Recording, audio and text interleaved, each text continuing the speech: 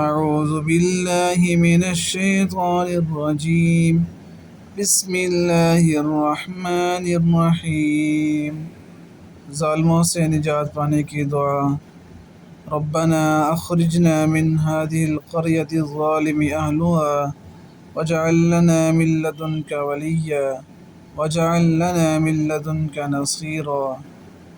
اے ہمارے رب، ہمیں اس بستی سے نکال جس کے باشندے ظالم ہیں.